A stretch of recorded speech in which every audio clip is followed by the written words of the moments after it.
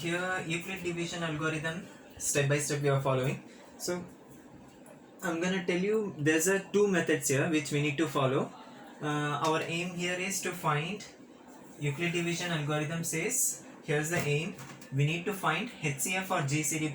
As I explained before, HCF is highest common factor, GCD is greatest common divisor. As you know very well, I've given the 3 or 4 methods to solve in GCD. Okay, so this also a two method which we need to follow in 10th standard. Okay, so GCD of A comma B we need to find. This is our aim, and in that A comma B is a dividend and divisor, okay, which is taken as a positive integer, you can say natural number, and A and B is, there's a similarity between A and B. A should be greater than B. Okay, so here we say step 1. So there's a 3 steps. So 3-step method. Either you can follow this 3-step method or you can use your ordinary division if you are well versed in divisions. Okay, so step 1, I used to write step 1 S1. Okay, so step 2 S2, step 3 S3. Okay, let us begin here. By Euclid division lemma here. By Euclid division lemma, we know this formula. Okay, so A is equal to BQ plus R, where 0 is less than or equal to R and less than B. So B is a divisor, A is a dividend, Q is a quotient, R is a remainder. Okay, so if R equal to 0, GCD of A comma B equal to B.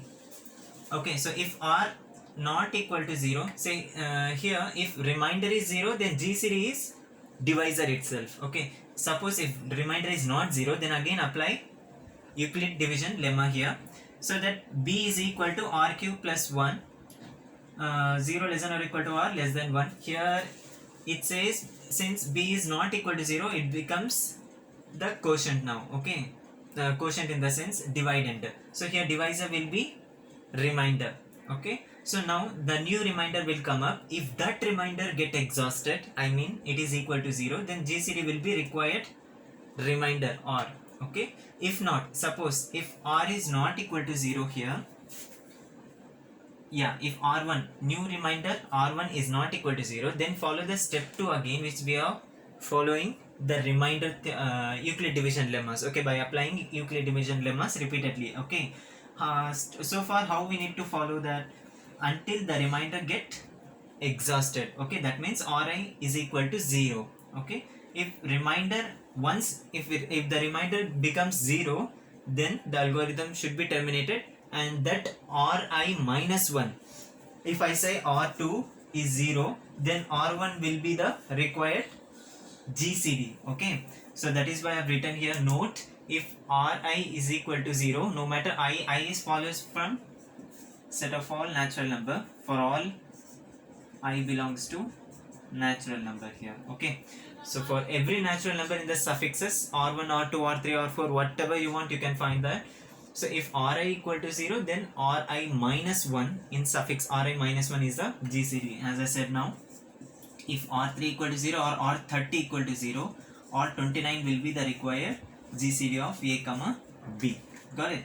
Okay, let us see the another one method. So this will be quite easier to you because it is a familiar you people are doing from lowest standard to divisions, right? So in method 2, what we are going to do here is, see, this is a quotient, here's a dividend, is a divisor. Okay, so AB, we know how to follow that. So if I divide A by B, there will be some quotient and there will be some numbers including here, and there will be the remainder. If the remainder is non-zero, then it will be a divisor for the current divisor of dividend. Here dividend will come, divisor will come here in dividend place. Okay, so now the new dividend has become, also the new divisor here is located. Okay, so in this way you have to follow the steps. Okay, see what I have done here is, always keep an eye on divisor and remainder. That is why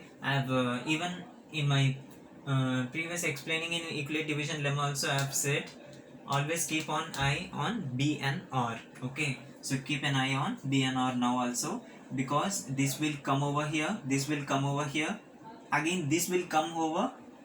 If this is not equal to 0, it will come over in dividend place. Okay, always divisor will come in dividend place and the remainder will be in divisor place. Okay, So you need to remember this only when if remainder is not 0, okay, non-zero. If remainder get exhausted, then r, if say let us say I equal to 2 here, then I minus 1, we can say 2 minus 1 here is 1, right? So ri minus 1 is a required GCD here. Okay, so in this way you can also do this algorithms. For example, I can tell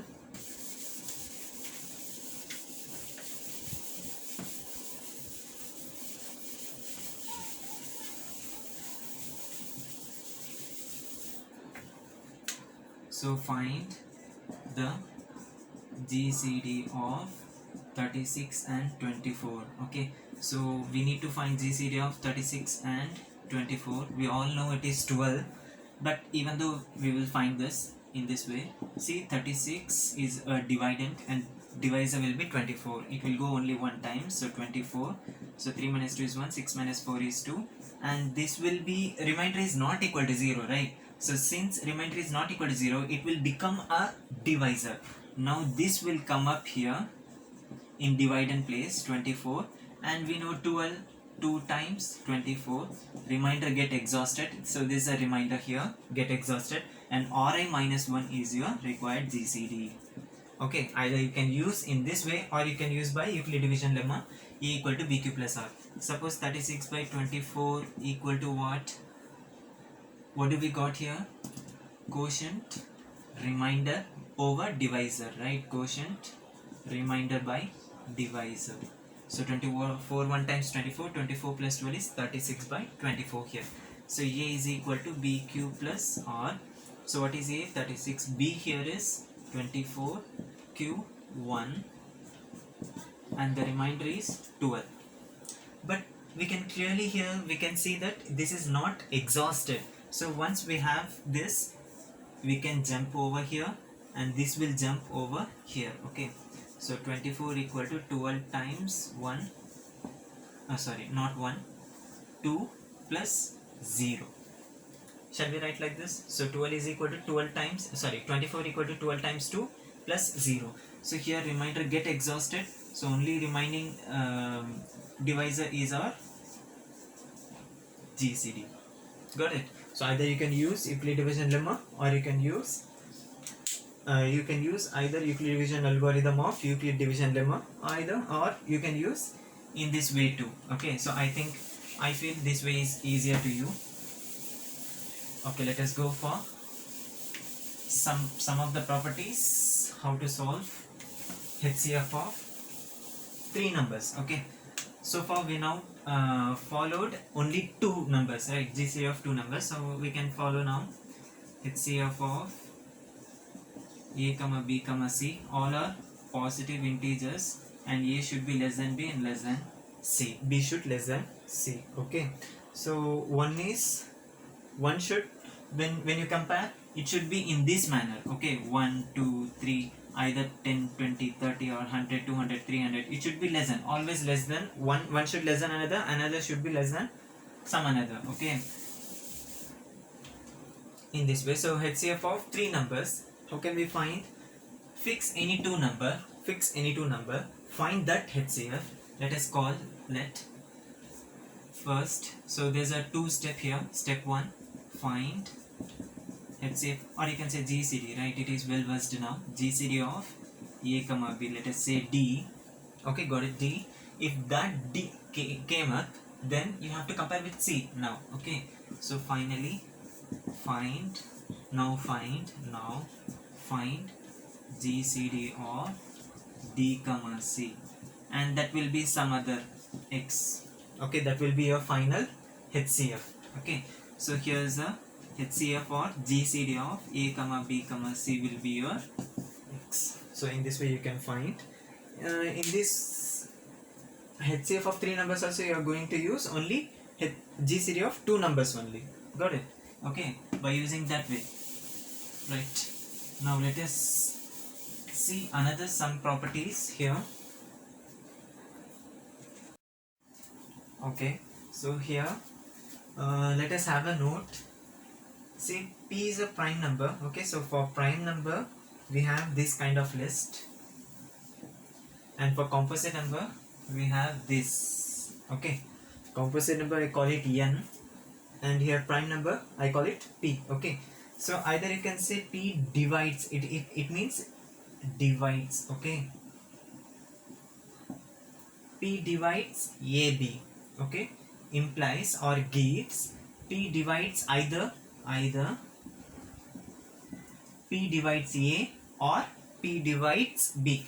Either you can say p divides a or ab is divisible by p. Okay, you can use this way or that way, both are same. P divides ab or ab is divisible by p.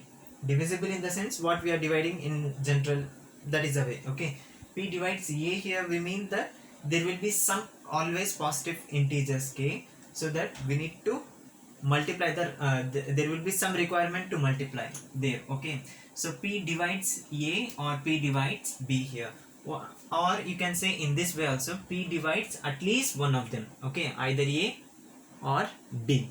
Got it? So I have given some few examples here. So 25 is divisible by 5, it is obvious, or you can say 5 divides 25. Okay, clearly it is divides, 5 divides 5 times 25. So that is why I have written here either one of them, at least one of them should divide. Okay, so 5 divides 5 here clearly, and here 26 divided by 13. Okay, in denominator we always have a prime numbers. Okay, 13. So 13 divides 26 implies 13 divides 13, but here 13 does not divides 2 here. Okay, got it. But what about here? See, for the composite number n, here n divides ab implies neither n divides a nor n divides b, nor neither n divides a nor n divides b. Okay, so for example, 6 divides 4 into 3 implies 6 does not divides 3, or 6 does not divides 4 here. Okay, like this. So 3 is not divisible by 6, but 6 is divisible by 3. Okay, if I reverse this, 6 is divisible by 3. Divisible in the sense there should be no there should be only, how can I say, so there should be no divisor in denominator. Okay, there should be no divisors in denominator, or you can say divisor should be always 1 in the denominator. Divisor or factor should be 1, leave as 1 in the denominator. Okay, but it leaves 2 as a denominator. Here factor or divisor leaves 2. Okay, it should not be good. Always it should lift 1. Okay, it should always leave 1 in the denominator. That is why 3 is not divisible by 6, but if I reverse this, 6 can be easily divisible by 3. Okay, so here 6 is not divisible by 6 does not divide 3, 6 does not divide 4. Got it? Okay, so can you think a number, any two positive numbers such that a to raised to the power b and b raised to the power both are equal in the sense? Can you think like that? Let us have a trial. Okay, 1 power 1 equal to 1 power 1, 1 and 1 are equal. Okay, so 2 power 2 and 2 power 2 are equal, 3 power 3 and 3 power 3. Suppose if what if a and b are not equal? I've given the examples here, a and b are equal here. Okay, for in that case it is equal. What if a and b are not equal at the same time? So let us think, 2 raised to the power 3 and 3 raised to the power 2. So 2 cube 8, 3 square is 9. So 8 is not equal to 9. So this will not be that. So 2 to the power 4 and 4 to the power 2. So 2 power 4 is 16. 4 square is 16. So here we got 16 equal to 16. Okay, in this way. So because here a equals to 2 and b equals to 4, right? So in this manner also you can do. Okay, right. Next we go to the third one, modular arithmetic, which we call, that is an important and base to the number. Okay, so it is a base for number systems. Okay, modular arithmetic, third one, modular arithmetic, I called MA. Okay.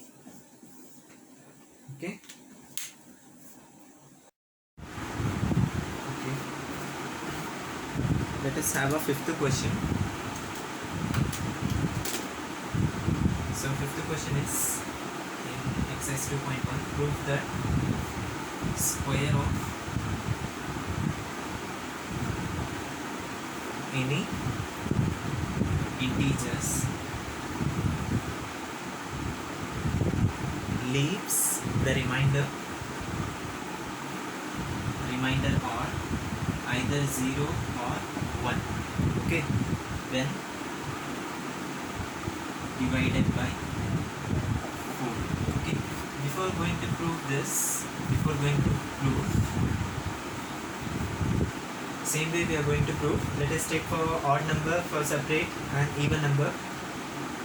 For odd number, what is the properties we have, we will prove, and for even number also. Before going to prove this, I want to show that, see the square of any integers, take any integers 6, 7, not only if you take minus 6 plus 7, because we are squaring it, right?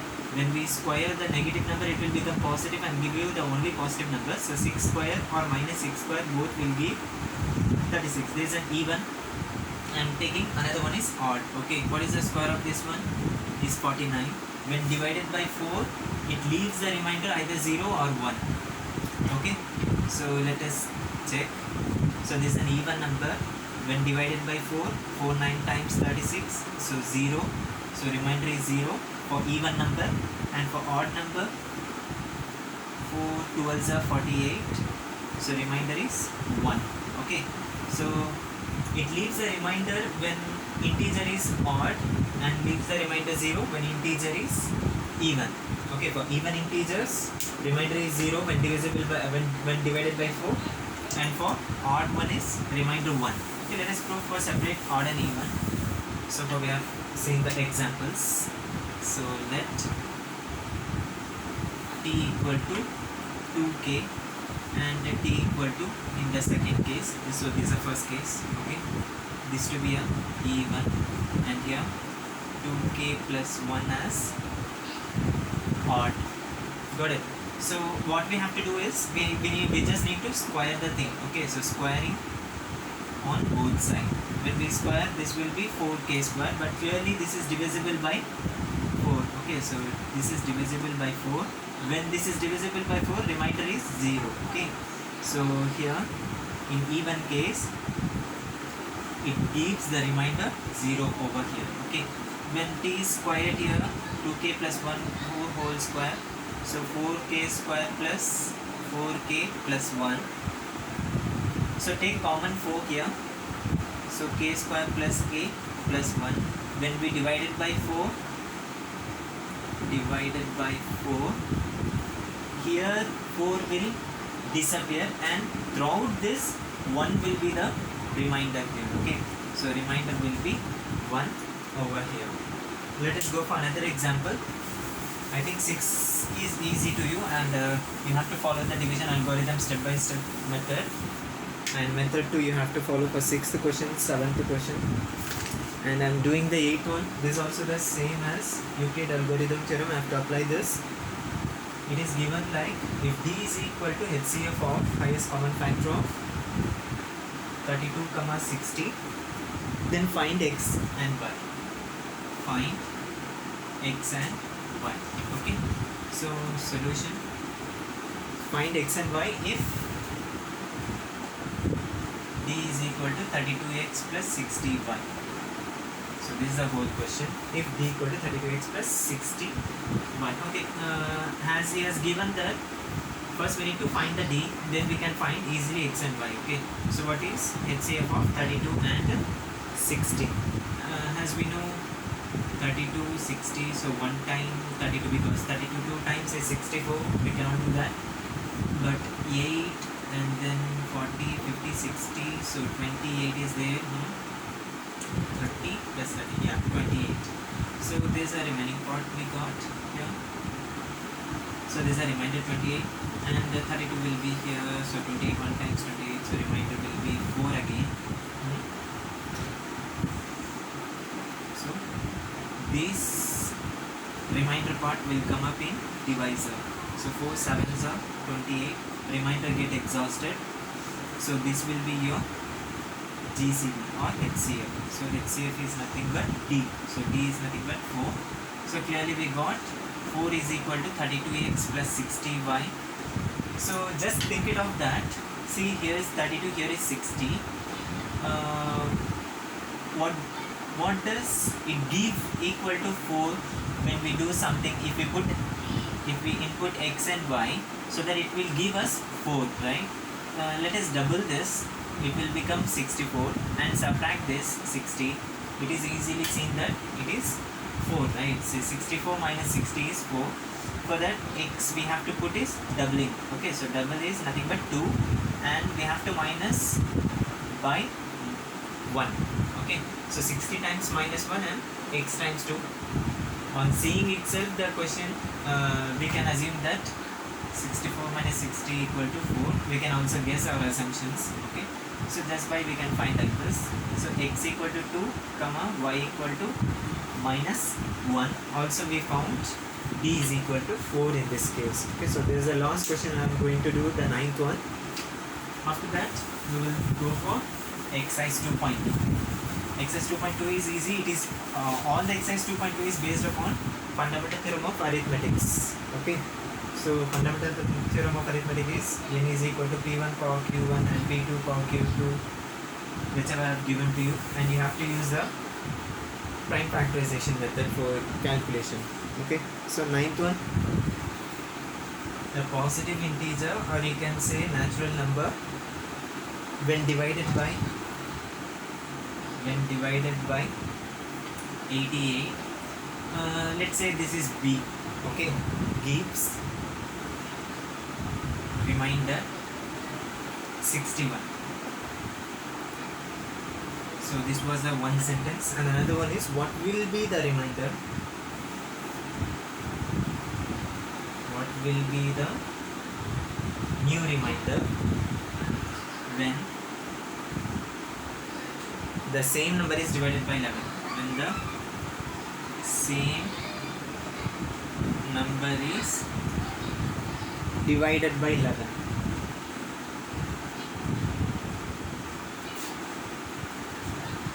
So here's a solution. See, so given here is b and r, right?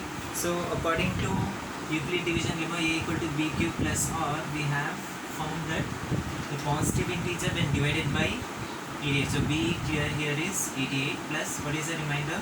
61. We only need to find what is a. So a will be remain as the same thing because it is given as a positive natural number. So no problem. This is clearly belongs to natural number, or you can say positive integers. No problem, whatever it would be. But we need to divide it by 11 so that we could make some adjustment. Okay, so this can be written as 11 times 8 cube plus 61 can be written as 55 plus 6, right? Shall we write like this? And these 55 can also be written as 5 times 11. I'm just taking this and this particular thing common. So in this I can find 11. 8 cube plus 8 cube. If I take 11 as common in the both term, 8 cube will remain here. And in the next term, 5 will remain there, and plus 6 will be the remainder.